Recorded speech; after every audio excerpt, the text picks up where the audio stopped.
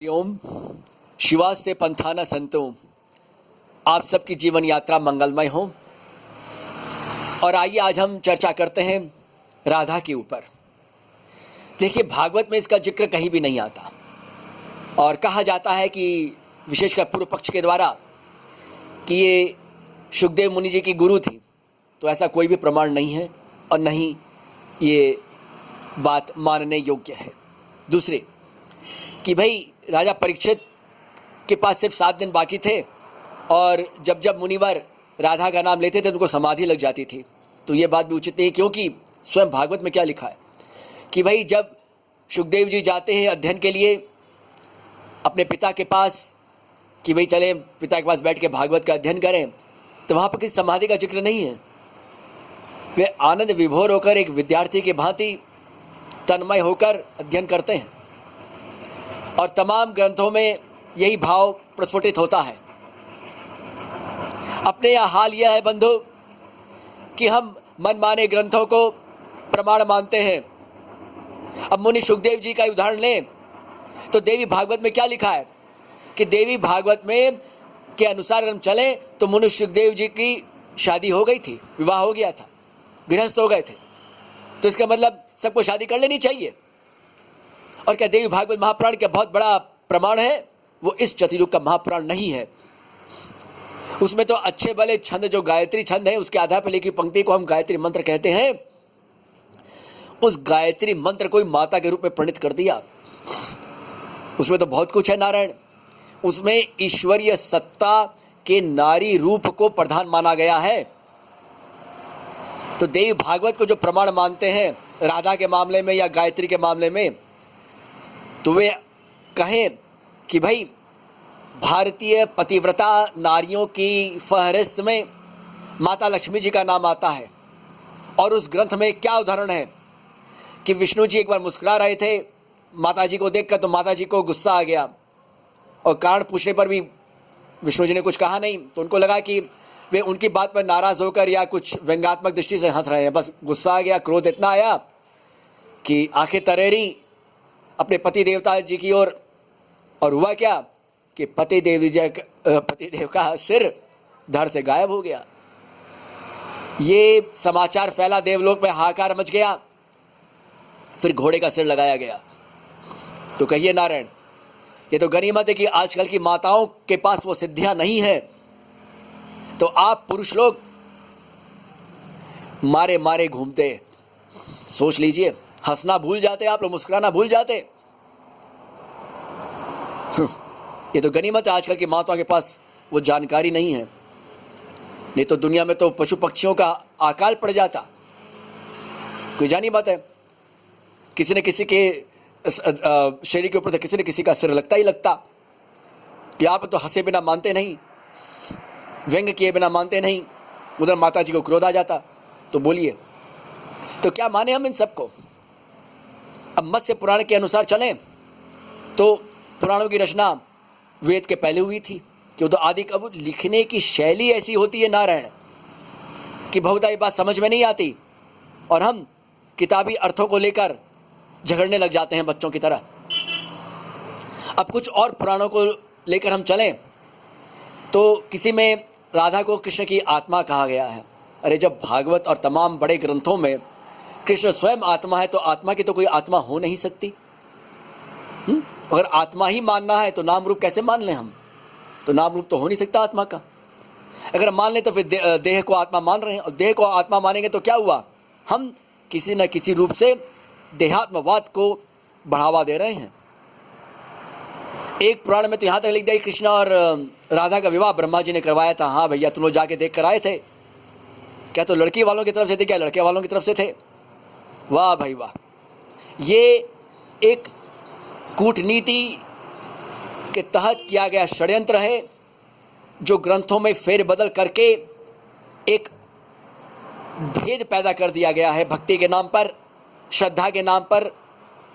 अगर आप देखें, ध्यान दें तो बरसाना और आसपास के इलाके में कुछ ऐसी संस्थाएं काम कर रही हैं आज से नहीं सदियों से, जो राधा नाम के पात्र को हर हाल में ये न के न प्रकारेण समान प्रतिष्ठित करवाने के लिए अंधाधुंध खर्च कर रही है। और ये मुगल काल से होता आ रहा है, आज से नहीं है नारायण। तो ऐसे स्थापित किया गया। अब लोग कहते हैं कि भागवत में भक्ति ही राधा है और वो हर स्कंद के हर अध्याय में है। तो ठीक है भाई, महात्म्य में क्या लिखा है कि भक्ति माता अपने 2 बेटे ज्ञान और वैराग्य की रुग्ण अवस्था से चिंतित हैं, और वह ऐसी माता है जो वृंदावन तक में रहना नहीं चाहती अकेले।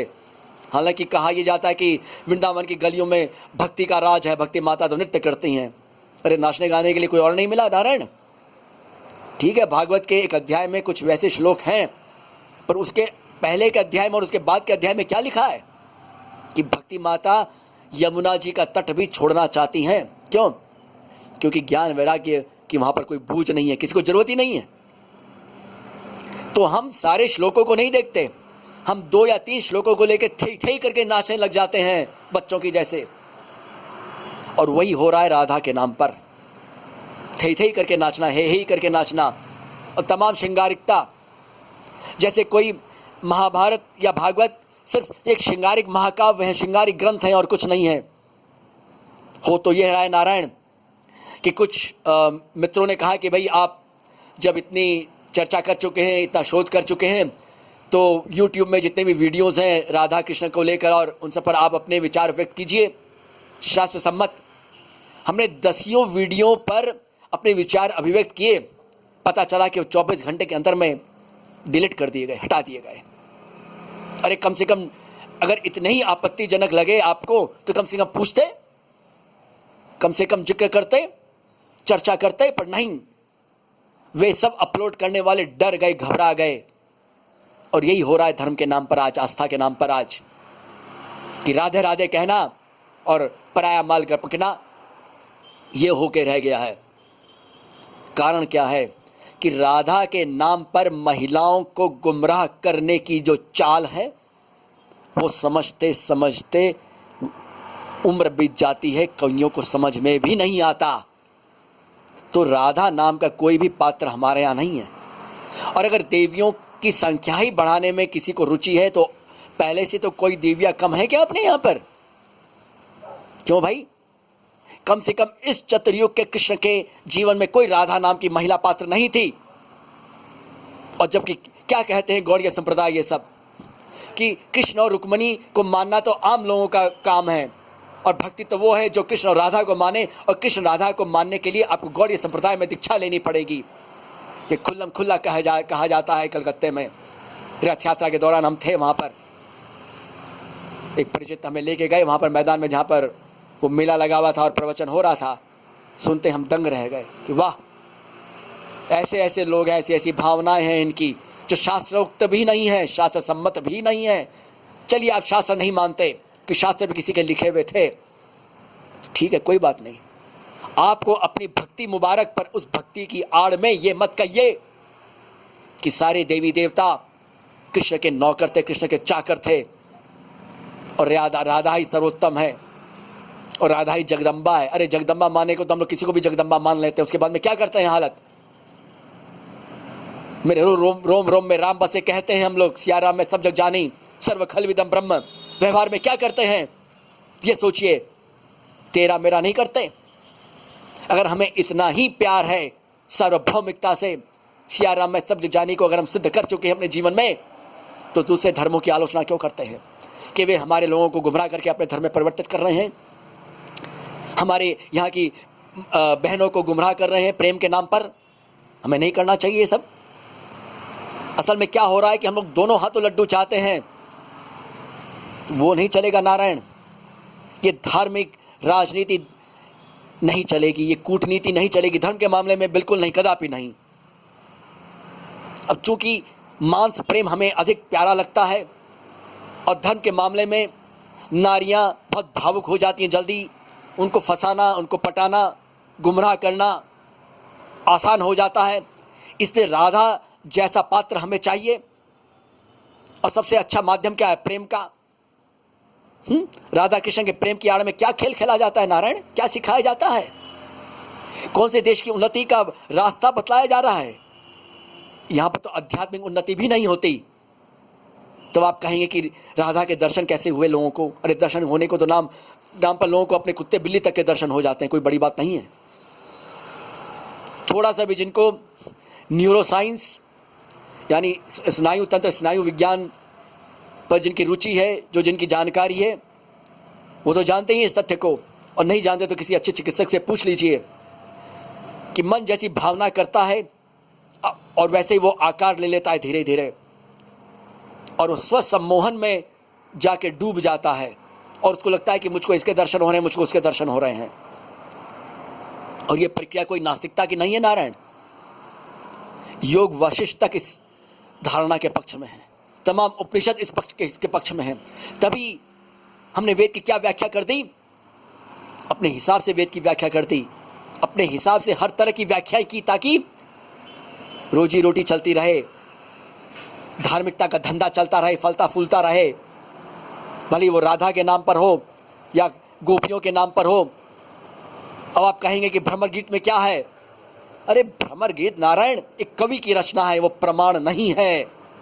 अगर आप उसको प्रमाण ही मानते हैं तो ये भी जान लीजिए गोपियों ने बलराम जी को क्या कहा था भागवत में, वो भूल गए। उन्होंने कोई ऐसी मांग नहीं की कि द्वारका में वो जाके बैठ गए हैं और आप दोनों इतने बड़े हो गए हैं तो आइए हमें भी कोई जमीन का टुकड़ा दिलवा दीजिए, हमें भी प्लॉट दिलवा दीजिए द्वारका में, हमारे नाम से कोई धंधा शुरू करवा दीजिए।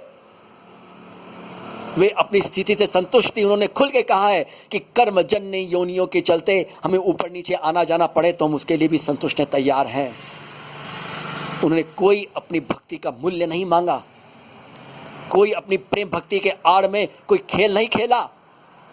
जो खेल भ्रमर गीत में हमें प्रस्फुटित मिलता है ना, वो कवि की खुद की कल्पना है। कोई भी कवि प्रमाण नहीं है, कोई रचनाकार तक प्रमाण नहीं है।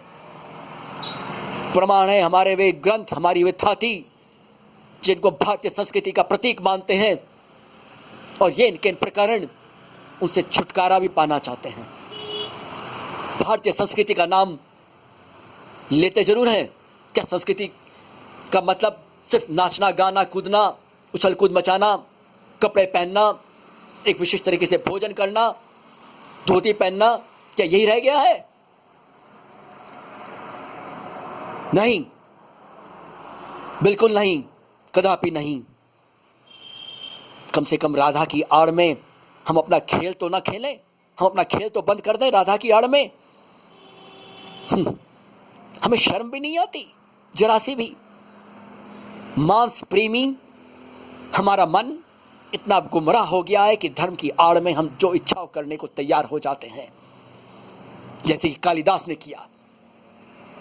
संस्कृत वाले जो तथाकथित संस्कृत प्रेमी लोग हैं, वे कहते हैं कि हाँ कवि हो तो कालिदास। अरे क्या कालिदास!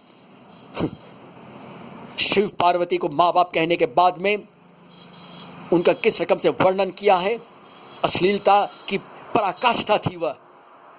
हम पाश्चात्य संस्कृति को दोष देते हैं नारायण, अपने गिरेबान में झांक कर नहीं देखते, कदापि नहीं देखते, और जो देखना चाहते हैं उन्हें मार दिया जाता है। हमारी संस्कृति में एक वो पक्ष भी है, याद रखें। उन्हें कोई नहीं पूछता, उनका नाम तक लोग नहीं जानते, उनके नाम पर किस्से गढ़ दिए जाते हैं, चर्चा में ला दिए जाते हैं। गुरुगिरी का धंधा करने वालों के द्वारा लोग उनको प्रमाण मानते हैं। यही हो रहा है राधा के नाम पर। ना ना, कदापि नहीं होना चाहिए खेल। विनाश काले विपरीत बुद्धि। जब राधा बोल के कोई थी नहीं तो क्यों बेकार में आप अड़ंगा डाल रहे हो नारायण?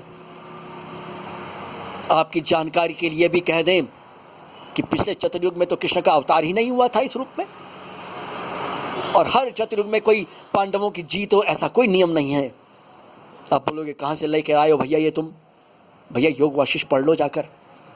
अगर नहीं पढ़ सकते हो, नहीं समझ में आती है बात, तो चलो योग दर्शन की विभूति पाद में जो साधनाएं लिखी है ना इन सब चीज़ों के लिए, वो करते हैं, वो करके देख लो, पता चल जाएगा सच क्या है, झूठ क्या है, कितनी दाल काली है, क्या है क्या नहीं है, सब कुछ पता चल जाएगा। दूध का दूध, पानी का पानी हो जाएगा। इसलिए ऐसे लोगों को ज्ञान से घृणा है। बोलते नहीं ज्ञान तो नफरत फैलाता है, ज्ञानी तो सिर्फ आपस में लड़ते झगड़ते रहते हैं। बिल्कुल नहीं, कदापि नहीं। ज्ञान का मतलब लोगों ने समझा ही क्या है। जब सारे ग्रंथ एक बात कह रहे हैं, ज्ञान भक्ति वैराग्य की त्रिपुटी पर सब खड़े हैं दृढ़ता के साथ में, वहां पर हम अपनी दाल गलाना चाहते हैं राधा के नाम पर। कब तक गलाएंगे? नहीं गलेगी वो दाल। आज नहीं तो कल प्रकृति अपना हिसाब चुकता कर ही देगी नारायण, चाहे किसी रूप में भी करे। ओम हरि ओम हरि ओम हरि ओम।